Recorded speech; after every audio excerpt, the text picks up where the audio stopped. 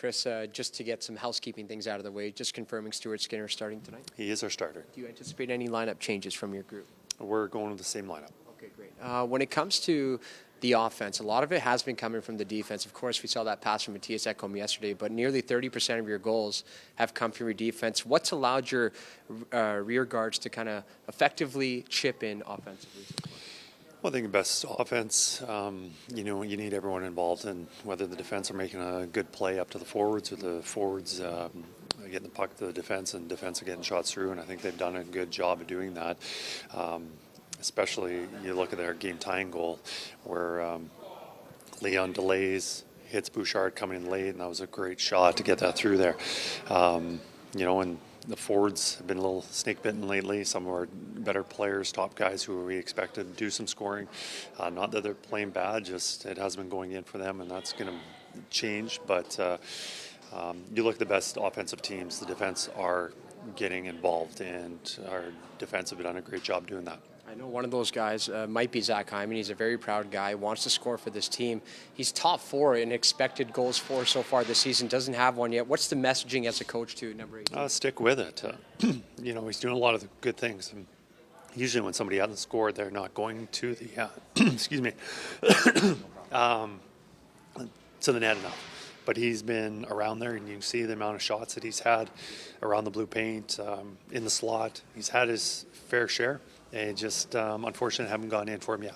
Your team is 4-1-1 in its last 6, and yet the power play goal differential is -7 heading into today. Is that encouraging to know that your team is playing well enough 5-on-5 to get the wins, or because obviously you want to see the power play?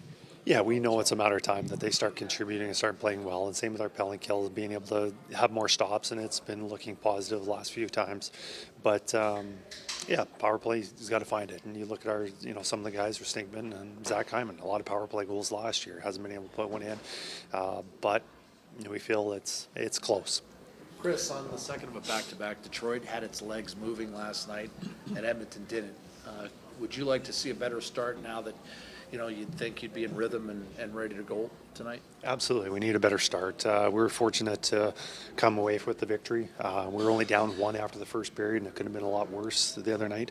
But we were able to, with some big saves from picks in the first period, we were only down 1. And then the second and third period, we were much better. Different team, the work mentality, the execution of the passes, everything was a lot better. So not too often you can have a poor start like that and still survive and get a victory. We were able to escape one the other night. So the back-to-back situation, a lot of coaches are coming up and saying that they're not really using it as an excuse anymore. Are you kind of seeing that players are better handled these days, the way that they're conditioned to be able to handle back-to-back games? Well, you got to be prepared. There's so many, especially this year with the break that we have in February, that there's more. I think we counted 8 back-to-backs last year for our team last year. This year, I think we're at 12. So it just happens more because of the condensed schedule. Everyone goes through it.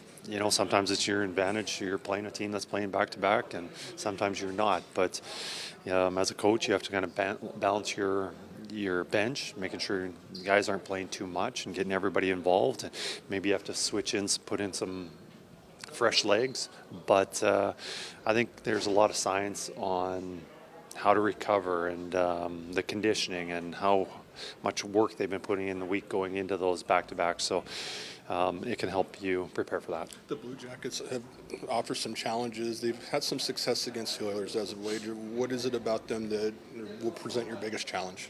Well, one thing, they have no problem scoring goals this year. I think they're averaging about 4 a game, and I think they're getting contributions from a lot of players throughout their lineup. But you're talking just earlier, we're talking about offense from the defense, and they're getting a lot of contributions from their defense.